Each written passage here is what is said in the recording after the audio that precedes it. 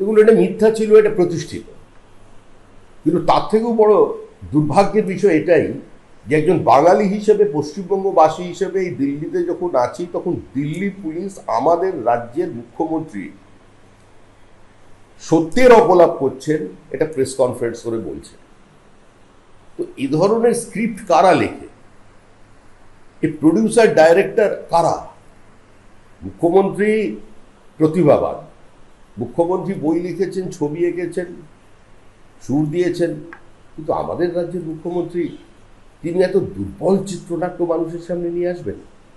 এই যে দিকে দিকে বাঙালিদের উপরে আক্রমণ হচ্ছে, একটা নতুন ন্যারেটিভ তৈরি করছেন নিজের সার্বিক ব্যর্থতাকে ঢেকে রাখবার জন্য, তৃণমূলের ওপরে মানুষের ক্রমবর্ধমান ক্ষোভকে প্রশমিত করবার জন্য, মানুষের দৃষ্টি ঘোরানোর জন্য।